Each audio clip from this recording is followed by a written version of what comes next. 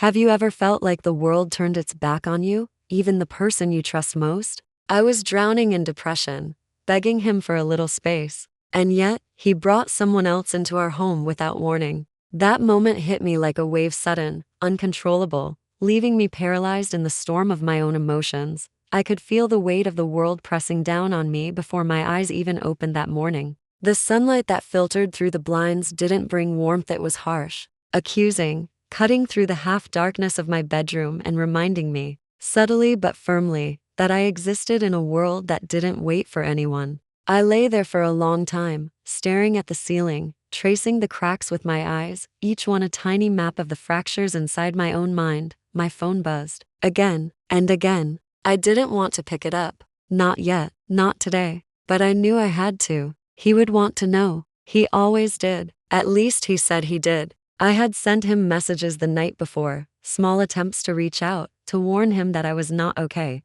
I told him how heavy everything felt, how I didn't have the energy to brush my hair, to wash my face, to step out of the haze that had settled over me like a fog. I couldn't shake, but he didn't respond immediately. And I knew, deep down, that it would only get worse if I waited too long. My chest tightened as I finally forced myself to sit up on the edge of the bed, feeling the mattress dip beside me in a way that reminded me of the absence of his presence. I hadn't slept well, how could I, when every thought seemed to spiral, looping around the same points of anxiety, self-doubt, and despair. The living room felt distant, yet it was all I could think about. The couch where I had spent most of the past week existed as both a haven and a prison. The cushions, flattened under my weight, were stamped with the memory of my surrender to exhaustion. My hair was tangled, clinging in odd places to the sweat and oil of nights. I couldn't rest. My skin felt foreign, too sensitive to raw, each touch a reminder of my own fragility.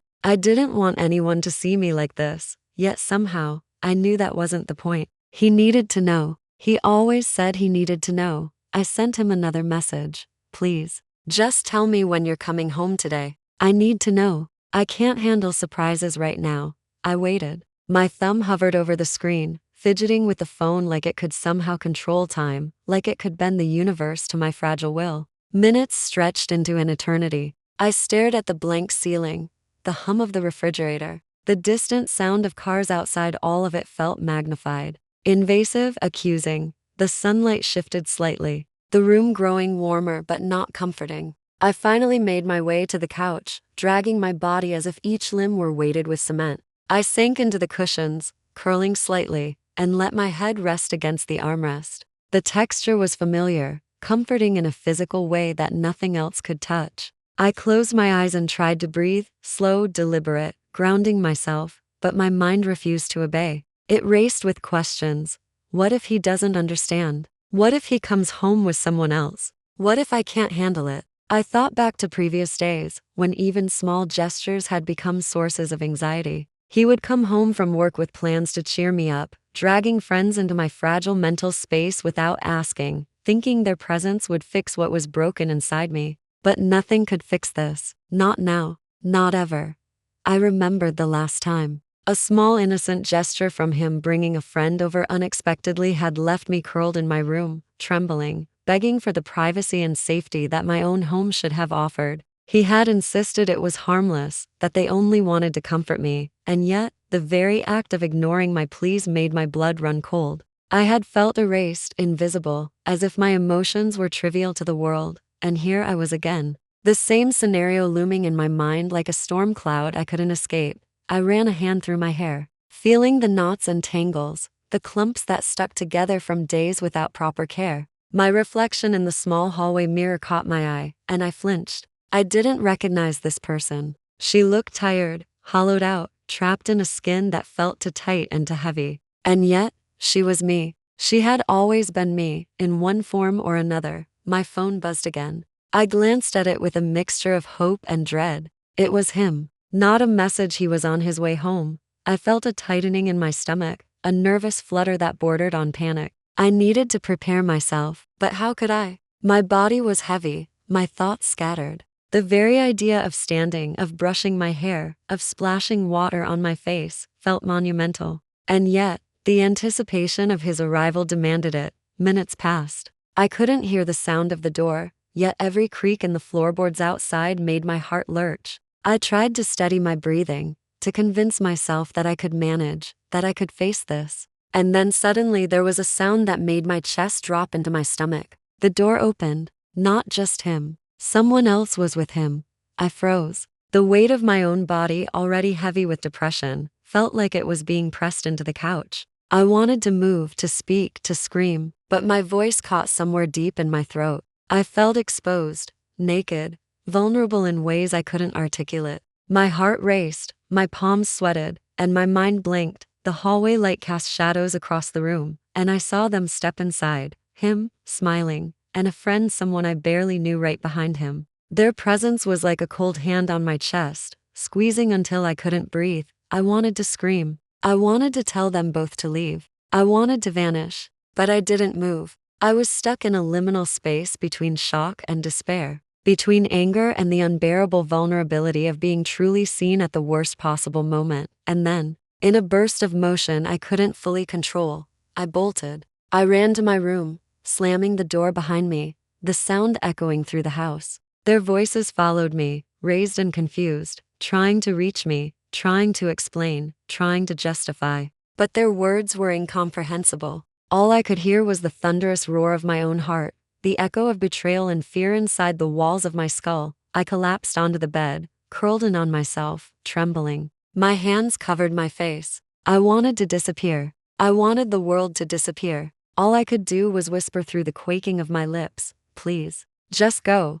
Minutes stretched into hours in that room, though I knew it was only a handful of minutes. The weight of my emotions pressed down with relentless insistence. And outside the door, I could hear them, pacing, arguing, frustrated. But none of it mattered. Not now. Not to me. I sent a message to the friend, my fingers shaking. "I'm so sorry. I'm not okay today." The surprise really threw me off. Her reply came quickly. "I understand completely. Take your time. I'm here if you need me." Relief and shame mixed into a bitter cocktail in my chest. Relief because someone had understood without judgment. Shame because I had reacted so strongly, because I had failed to keep my composure. Because the simplest social expectation, politeness, calm, control, felt impossible. And then I heard him, my partner, outside the door, silent now, heavy, simmering with anger.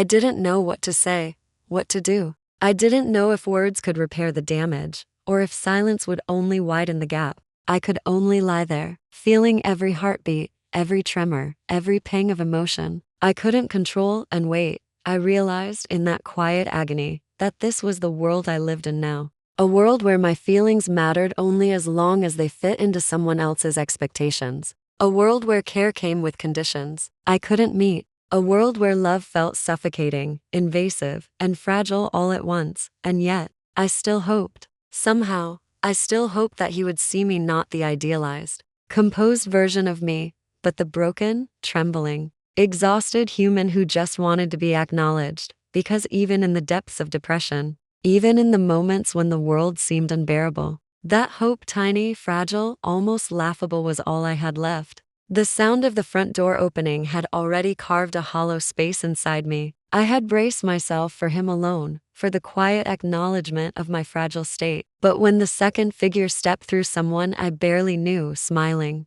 with that casual, unsuspecting warmth, I felt something in me snap. It wasn't anger at first. It was shock, a sudden vertigo of disbelief. My mind scrambled, refusing to process the scene. My hair clung to my face, tangles forming miniature barricades against the intrusion. I could feel the sweat dampening my shirt, the slight tremor in my fingers as I instinctively drew them to my chest. They didn't notice me at first. My partner moved with his usual assuredness, guiding the friend inside as though it were perfectly natural, as though the world had been waiting for this exact moment. And in that moment, the walls of my home, which had felt like a sanctuary, became a trap. I wanted to vanish, to evaporate into the air, but instead my legs moved before my brain could catch up, and I bolted, stumbling, awkward, unkempt, toward the bedroom. The door slammed shut behind me with a definitive finality, a boundary I hoped they would respect. I heard him immediately. His voice, raised and incredulous, called out, "Wait." I just wanted to do something nice. The words were meant to soothe, to explain, to justify, but they landed like stones on an already fragile structure. Each syllable reverberated against the walls of my ribcage. I wanted to scream, to tear the world apart, to make him understand that this was not a trivial matter. I curled into myself on the bed, trying to shrink down to a size small enough to disappear, trying to draw the walls in and hide behind my own skin. My mind raced. Why would he do this? Doesn't he understand? I asked him to warn me. I begged him for space. How could he ignore that? The friend knocked lightly on the door. Hey, are you okay? Her voice was soft, gentle, and I hated myself for feeling startled by it. I wanted to respond, to say something rational, but all I could manage was a faint shake of my head. My partner's voice rose, now tinged with frustration. You're overreacting. She just wanted to see you, to comfort you. I don't understand why you're shutting her out. Every word felt like a betrayal. My pleas, my messages, my pain, they all seemed invisible to him, dismissed in the name of a good intention. I wanted to scream. This is not about them. This is about me, my boundaries, my mental state. But the scream stuck in my throat, tangled in anxiety, fear, and the fragile scaffolding of my own voice. Instead, I whispered from behind the door, I can't. Not today. Please, go.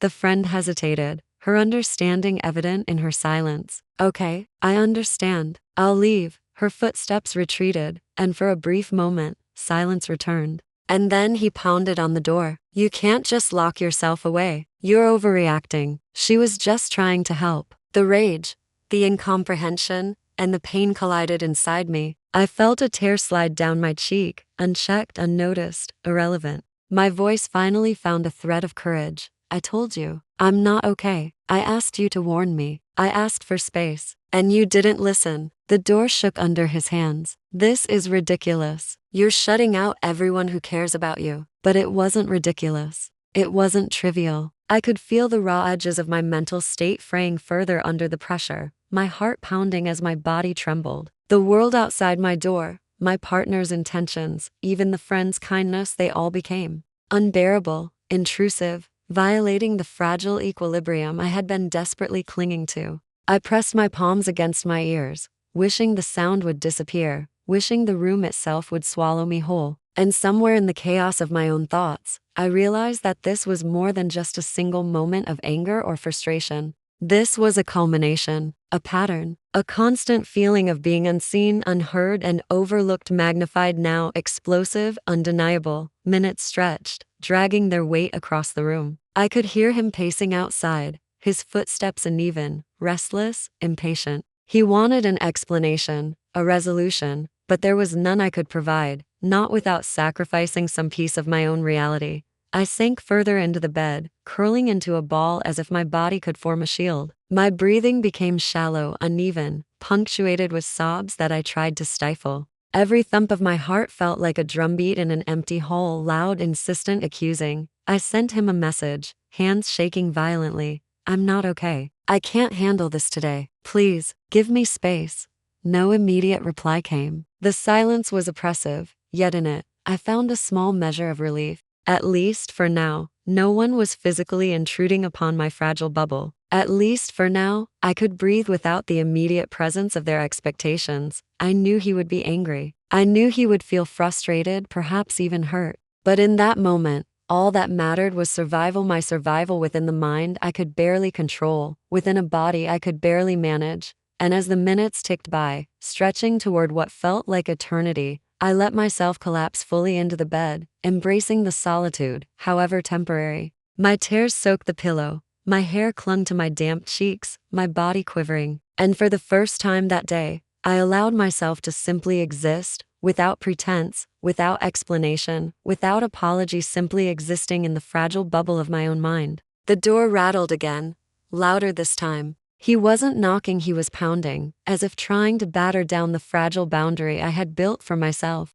Every slam echoed through my chest, a drumbeat of accusation and frustration. I don't understand why you're doing this, he shouted. She just wanted to comfort you. Why are you shutting her out? You're overreacting. I pressed my face into my hands, letting the tears flow unchecked, the sobs rattling through my body. I had no words at first, just the raw, unfiltered scream of someone trapped inside their own mind. Finally, I managed, my voice trembling but resolute. I asked you to warn me. I spat each word like a shard of glass. I told you I'm not okay. I begged for space. And you ignored me. The anger in his voice rose, a wall of heat and intensity. Ignored you? I'm trying to help. I thought she would make you feel better. My heart slammed against my ribs. Feel better? Do you even hear yourself? I screamed, the words tearing themselves from my throat. I didn't want her here. I said no. I said I'm not ready. But you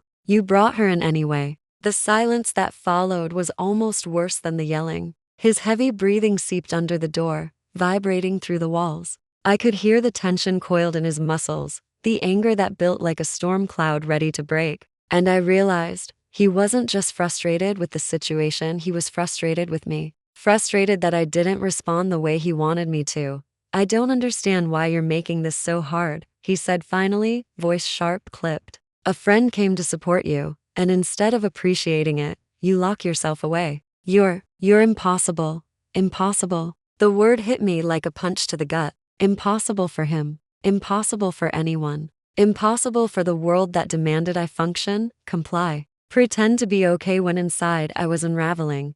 I'm not impossible, I said, each word heavy with the weight of all the days I had spent drowning in this depression. I'm fragile. I'm not okay. And I told you. I asked for space. And you didn't give it to me. Do you even understand what that means? To be in this state, to trust someone, to ask for something simple and then to have it ignored. His silence was loud, oppressive. I could feel the walls of the room, the distance between us, stretch impossibly wide. I just wanted to help, he whispered finally, softer, but no less intense. I didn't know what else to do. I thought she could make you feel better, but I didn't want to feel better that way, I said. I didn't ask for anyone. I asked for you to respect me, to see me as I am, not to fix me, not to impose your ideas of care. Just see me. Just let me exist in my pain without judgment or intrusion. There was a long pause. I could hear the shift in his breathing, the slowing of his pace. I imagined him outside the door, leaning against the frame, finally recognizing the wall of hurt and frustration between us. But recognition wasn't the same as understanding. Recognition could not erase the shock, the betrayal, the sense that my home, my safe space had been violated. I didn't know, he said quietly. I didn't realize. I thought. His words trailed off, and for a moment, I wondered if he even could understand. Could he truly comprehend the fragility of someone in the grip of depression? Could he grasp how a simple act, something meant to be kind, could become a weapon of intrusion when trust is so delicately balanced? I wanted to tell him everything, to pour out every fear, every thought, every fracture of my mind. But the words tangled, refused to leave my lips. So I stayed curled on the bed, letting my tears fall, letting the silence stretch, letting him feel the magnitude of what had just happened. Minutes passed like hours. Outside, he finally stopped pacing.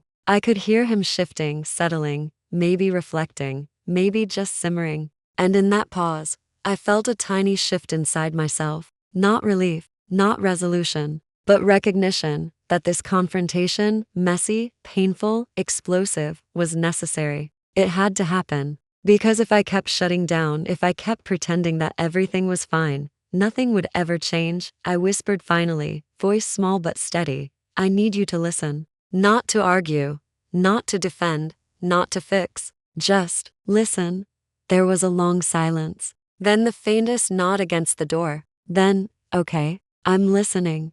It wasn't perfect. It wasn't a resolution. But it was the first thread of understanding, fragile and tentative, that could begin to weave back together what had been stretched to breaking. And for the first time since the unexpected arrival, I allowed myself to breathe again. Not fully, not yet, but enough to remember that I existed, that my feelings mattered, and that maybe, just maybe, someone else could meet me in the middle of this storm. The house was quiet now, too quiet. The kind of quiet that presses into your ears and makes every heartbeat sound like a drum in a cathedral. I lay on my bed, curled in on myself, still trembling, still raw, still aching from the confrontation that had just passed. Every muscle in my body felt heavy, weighed down by the unresolved tension that hung between us like a storm cloud refusing to dissipate. I could hear him somewhere in the house. Maybe in the living room, maybe pacing again. I didn't want to check. I didn't want to see the anger in his eyes or the disappointment that might be etched into every line of his face. I needed the solitude, the fragile bubble of privacy where I could begin to piece together my thoughts without interruption. But solitude wasn't easy. My mind kept replaying every word, every gesture, every raised voice. His accusations, meant to defend his intentions, rang in my ears. You're overreacting. You're impossible. You're shutting out everyone who cares. Each phrase was a tiny dagger, embedding itself in the walls of my already fragile self-esteem. I thought about the friend, the one who had come to comfort me. She understood. She didn't judge, didn't shout, didn't impose. She simply heard me. That understanding, brief as it was, felt like a lifeline, a reminder that not everyone would misunderstand me. And yet, the sense of betrayal lingered, the knowledge that even someone who claimed to love me, someone who said he wanted to protect me, could violate the very boundaries I had explicitly set. I tried to distract myself, reaching for my phone to scroll, to text, to find anything that could anchor me in a world outside this spiraling depression. But the messages felt hollow. Notifications popped up, banal and meaningless, while my inner turmoil raged unchecked. The digital world, normally a place to connect, felt like another layer of isolation, emphasizing that even when people tried to reach me, the understanding I craved was still absent. Hours passed, though I couldn't tell how many. Time had lost its shape in the haze of my emotions. I could hear him moving around occasionally, the faint creak of floorboards, the rustle of clothing. Each sound set off a ripple of anxiety through me. Was he coming to check on me? Was he angry again? Did he resent me for reacting the way I did? I buried my face in the pillow, inhaling the faint scent of linen, trying to find some small comfort. My tears had dried slightly, but the residue of their passage left streaks across my cheeks, reminders of the vulnerability I had exposed. Vulnerability, I realized, was terrifying. It demanded courage to exist in your own skin, to assert your needs, and to resist the impulses of others, even those you loved. I thought about all the small interactions we had had before this. Moments where his good intentions had crossed the line, where he had imposed his idea of care onto me without consent, framing it as love. It wasn't malicious, not intentionally, but the effect was the same. I felt invisible, unseen in my own home. I wondered if he even understood the depth of what depression did to a person, how it twisted reality, how it amplified fear and anxiety, how even the simplest intrusion could feel like a violation. Did he realize that his desire to help could sometimes be exactly what destroyed my fragile balance? The friend's text replayed in my mind. I understand completely. Take your time. I'm here if you need me. That simple sentence, empathetic and gentle, contrasted sharply with the tension in my home. It was a reminder that understanding could exist, that not everyone would dismiss or criticize my feelings. And yet, it also highlighted the gap between intention and impact, between the love offered by my partner and the respect I required for my boundaries. I sat up slowly, my body stiff and reluctant. I wanted to move, to eat, to shower, to reclaim some sense of normalcy. But the inertia of depression held me captive. Each action required an enormous expenditure of willpower, a deliberate defiance of the heaviness pressing down on me.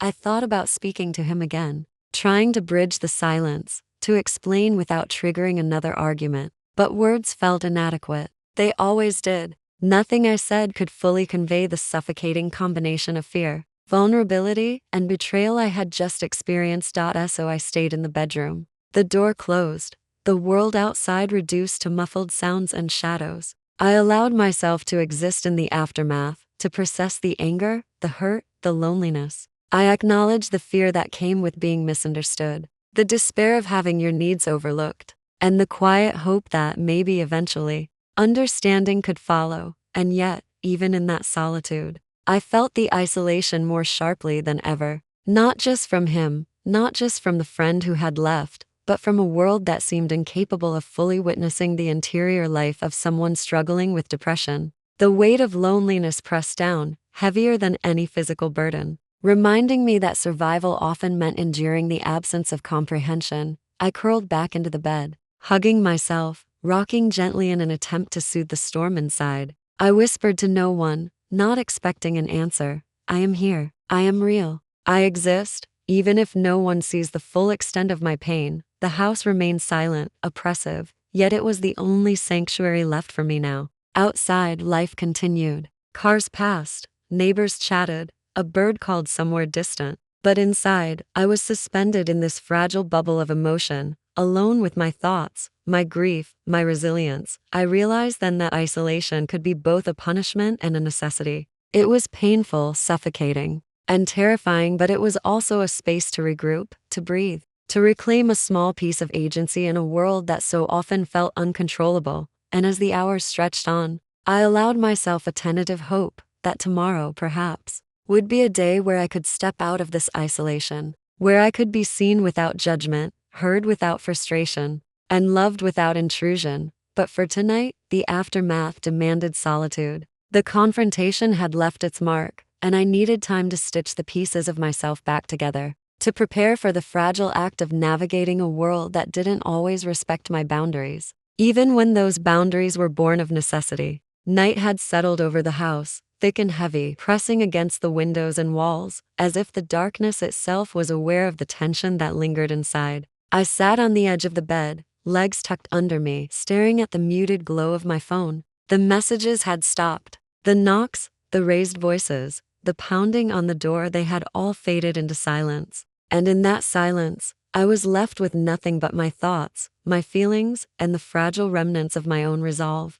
I thought about him, about the intention behind his actions, the belief that he was helping, supporting, showing love. I could see it faintly, in my mind's eye, the smile, the hope, the desire to make me feel better. And yet, the impact had been anything but comforting. The line between love and intrusion, care and violation, had been blurred, and I had felt erased. In that blurring, I thought about myself, about my depression, the weight of it pressing down on my chest like a physical force, the fatigue in every limb, the mental exhaustion that made even the simplest tasks monumental. I realized how much courage it took just to exist in this state, to maintain some semblance of control over my life while my mind constantly threatened to unravel. And I understood something. This wasn't just about him. It wasn't just about the friend. It was about me, about the boundaries I needed to protect my fragile mental state, about the agency I had to assert in a world that often disregarded my limits.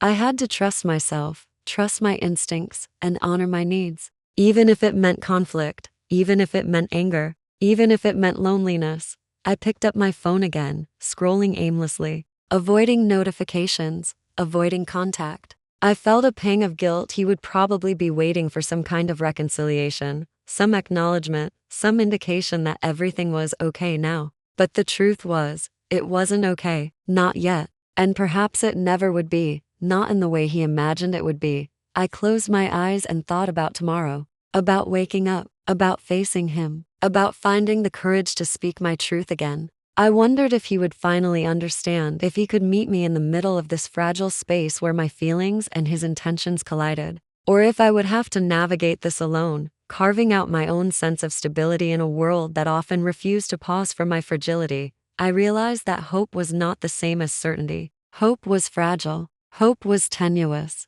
Hope was the act of believing, even when the odds seemed stacked against you, that someone, maybe even yourself, could honor the complexity of your being. And in the quiet, I allowed myself that hope, tentative and trembling, but alive nonetheless. I thought about the friend who had left, the understanding presence that had shown me that empathy existed outside of my own home. That small connection was a lifeline, a reminder that human beings could see each other, truly see each other, and not impose their own assumptions onto another's experience. I thought about the future, not the neatly packaged, happy ending kind of future, but the messy, uncertain, real kind. The kind where misunderstandings happen, where love and frustration coexist, where depression doesn't vanish overnight, and where personal boundaries are constantly negotiated and defended. I whispered softly to myself, words I hoped would anchor me in the chaos. I am here. I am alive. My feelings are valid. My needs are valid. I will survive this. I will find my own way through it. Outside, the night was still. The world continued, indifferent, relentless, and beautiful in its own way. And I, in my fragile bubble of reflection and solitude, allowed myself a small, quiet acknowledgement of my own resilience. I didn't know what tomorrow would bring. I didn't know if he would understand, if the friendship would remain intact, if the fragile threads of connection could be repaired. But I knew one thing: I existed, fully and painfully and imperfectly. And that in itself was a victory. And as I lay back on the bed, letting the night envelope me, I felt the first real flicker of calm in hours. Not resolution, not reconciliation, not certainty. Just a quiet, fragile, tentative acceptance that life was messy, people were flawed, and my own strength, my own fragile, trembling strength was enough to carry me into whatever came next. As the night settles around me, I realize something essential. Being seen, being heard, and being respected isn't a luxury, it's a necessity. Mental health isn't something to negotiate or overlook. My feelings, my boundaries, my fragility, they are valid. And sometimes surviving means insisting on your own space, trusting yourself and giving yourself permission to exist exactly as you are, even in moments of conflict, disappointment, and heartbreak. There is strength in vulnerability. There is courage in saying, I need this. I matter. I deserve respect. So I breathe. I exist, and I hold on to the quiet, unwavering truth. Taking care of your mind, protecting your boundaries, and honoring yourself is never selfish, it's survival.